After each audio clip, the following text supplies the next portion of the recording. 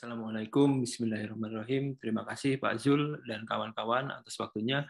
Jadi di sini saya akan membuat resume dari ketiga paper yang sudah saya baca. Namun di sini saya akan fokus di paper yang ketiga yang saya beri judul Machine Learning sebagai prediksi gempa bumi.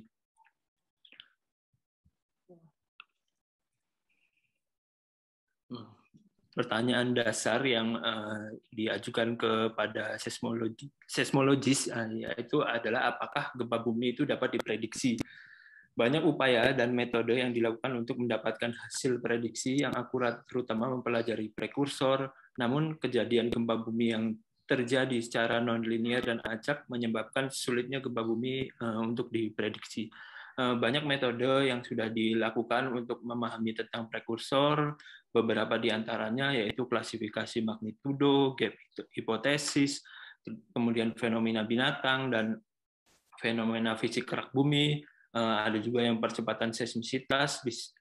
Kita juga memilah distribusi temporal dari pelepasan energi seperti yang dijelaskan Mbak Nurin tadi. Kita mengklasifikasikan energi-energi tertentu yang kita anggap sebagai prekursor, kemudian identifikasi daerah yang kritis, kemudian distribusi spasial pelepasan energi. Selain itu juga ada integrasi dari data geofisika, data elektromagnetik, GPS statik, geokimia, dan geodinamika. Namun karena gempa bumi ini yang acak dan nonlinear menyebabkan hal itu sulit untuk dipahami. Nah, baru-baru ini adalah metode yang cukup dikembangkan adalah machine learning dan artificial neural network yang telah digunakan untuk klasifikasi dan prediksi. Nah, masuk ke metode machine learning, ada 8 parameter dari paper yang saya baca ini yang digunakan untuk metode ini. 8 parameter inputnya digunakan untuk menggambarkan keadaan seismik dan potensial pergerakan tanah akibat terjadinya gempa. Kemudian yang kedua adalah magnitudo, rata-rata magnitudo, besarnya magnitudo terakhir yang mempengaruhi aktivitas seismik setelahnya. Jadi misal terjadi sebuah gempa dengan magnitudo yang besar, dia akan merilis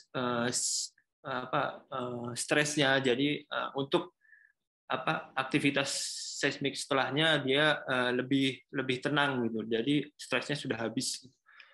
Kemudian yang ketiga adalah energy release. Nah, ini sama juga seperti yang dijelaskan Mbak Nuri tadi tentang klasifikasi energi, pelepasan energi release sebagai indikator seismik yang dikaitkan dengan fenomena ketenangan seismik, di mana ketika energinya sudah terilis semua, maka kondisinya akan tidak ada banyak gempa yang terjadi di daerah tersebut. Kemudian ini dengan menggunakan hukum Gutenberg dan Richter, hubungan magnitudo dengan banyaknya kejadian gempa yang terjadi. Selain itu juga ada B-value juga penting ini, karena B-value ini bisa menjelaskan tentang stres juga. Kemudian hukum deviasi dari hukum Gutenberg tadi dianggap sebagai indikator yang juga penting, karena semakin kecil deviasinya maka kesesuaian data dan prediksinya semakin baik gitu. Kemudian yang berikutnya adalah ekspektasi magnitud. Jadi memperkirakan ekspektasi magnitud maksimum dari katalog gempa-gempa yang diobservasi dengan menggunakan hukum Gutenberg juga dari katalog di Gutenberg dan Richter. Kemudian rata-rata magnitud, waktu rata-rata magnitud dari peristiwa yang berbeda dikelompokkan menjadi magnitud tunggal. Misalnya pada magnitud 4,5 sampai 5 magnitud dirata-ratakan menjadi satu magnitud, yaitu 4,7 magnitud. Kemudian rata-rata waktu dengan karakteristik magnitudo harus setara dan ideal. Di sini juga menghitung deviasi dari rata-rata magnitudo dan rata-rata waktu. Semakin kecil deviasinya semakin baik. Kemudian metode yang digunakan, yang pertama itu adalah neural network.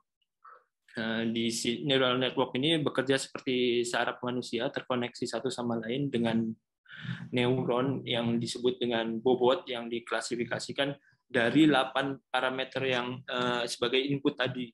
Jadi di sini ada poin-poin, di sini ada X1, X2, X3 sampai X8.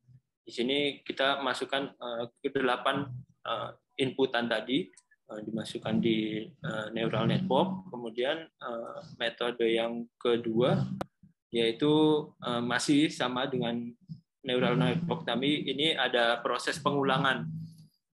Jadi misalnya dalam prediksi cuaca, ketika hari ini mendung, maka besok kita bisa memprediksi akan terjadi hujan gitu. Bersifat time series, setiap neuron saling berkaitan dan berulangan, sehingga baik dalam mengurutkan neuron. Kemudian random forest ini digunakan sebagai klasifikasi, berbentuk seperti pohon akar, mempunyai akar keputusan dan cabang-cabang sebagai pengambil keputusan. Nah, sangat baik dalam tujuan klasifikasi dan regresi. Kemudian yang terakhir adalah LP-Boost Ensemble dengan meningkatkan kinerja dari ketiga metode ini. Kinerja learning yang lemah dia akan ditingkatkan. Kemudian ini adalah hasilnya adalah berupa tabel. Di sini ada tabel prediksi, ada beberapa parameter. Yang pertama TP ini gempa yang benar-benar terjadi. Yang kemudian ini gempa yang terjadi akibat aktivitas seismik. Kemudian ada yang true negatif, tidak ada gempa yang benar-benar terjadi, dan sampai ke sensitivitas, spesifitas, sama nilai prediksi positif dan nilai prediksi negatif. Kemudian, nah ini adalah hasilnya nilai prediksi positif yang dihasilkan cukup menggembirakan, ada 71%, tapi sensitivitasnya masih kecil 32%. Hal ini berkaitan dengan alarm palsu, di mana alarm palsu menyebabkan kepanikan, menyebabkan kerugian finansial. Jadi dengan nilai prediksi yang positif ini sangat menggembirakan karena semakin mendekati prediksi. Kemudian ini adalah yang dari metode LP-Boost Ensemble, ini spesifitas dengan nilai 86%, pengklasifikasi LP-Boost Ensemble dengan akurasi sensitivitas yang cukup tinggi. Jadi di neural network itu sensitivitasnya 32%, dengan menggunakan ensemble jadi naik 91%. Ini sangat baik akurasi prediksinya. Kemudian LP-Boost mempunyai sensitivitas yang cukup tinggi dibanding neural network, di mana nilai sensitivitas yang signifikan merupakan indikasi bahwa pengklasifikasian sangat sensitif terhadap kejadian gempa dan jarang melewatkan kejadian seismik. Kemudian studi ini menunjukkan meskipun kejadian gempa ini non-linear dan fenomenanya bergerak secara acak, namun dapat dimodelkan berdasarkan fakta-fakta geofisika, wilayah-wilayah seismik, dan dengan pendekatan machine learning. Jadi paper ini menjelaskan bahwasanya ini bukan studi akhir hasil dari prediksi, namun di sini kita sudah dapat mengklasifikasikan dari beberapa prekursor yang ada. Demikian presentasi dari saya. Terima kasih Pak Zul. Wassalamualaikum warahmatullahi wabarakatuh. Waalaikumsalam warahmatullahi wabarakatuh. Terima kasih Andri. Ini menarik ya. Dan sebenarnya saya sendiri masih ngulik-ngulik ya, masih belajar tentang bagaimana sih machine learning ini bisa kita optimalkan ya dalam studi seismologi. Karena kedepannya memang banyak hal yang akan berhubungan dengan ini ya, karena kita memiliki jumlah data yang besar, kemudian beberapa data itu terlihat polanya ya, walaupun sangat heterogen boleh, tapi sudah mulai terlihat. Nah, ini yang coba dipelajari. Dan itu sebuah peluang di masa yang akan datang kalau saya perhatikan. Oke, baik. Barangkali dari rekan-rekan yang lain ada hal yang ingin dikomentari. Paling, maaf Pak, saya mau nanya. Ya, silakan. Apakah dengan neural network ini, maksudnya pengukuran tadi, melihat parameter gitu-gitunya butuh dari cuman kayak dari pengukuran dari satu stasiun aja, atau ada misalkan tetap dari banyak pasangan stasiun gitu, terus ada cross correlation gitu-gitunya juga nggak sih Mas? Apa itu langsung dari mesinnya yang kan tadi katanya apa satu kejadian yang sama gitu kan? Apakah maksudnya kita harus melihatnya dari beberapa stasiun juga kah, atau udah langsung dikerjakan sendiri sama si neural network ini, apa harus cross correlation lagi juga gitu? Itu Mas. Ya. Oke, baik Mbak Nurin.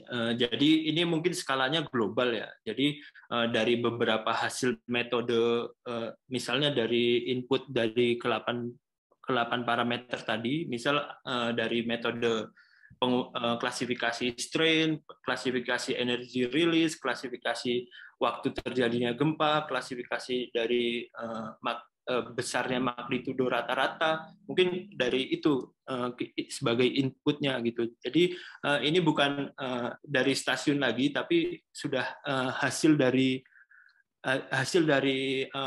metode-metode yang sudah ada sebelumnya begitu. Sehingga dimasukkan sebagai parameter ini bobot-bobotnya ini X1, X2. Nah, mungkin seperti itu Mbak Nurin yang saya pahami.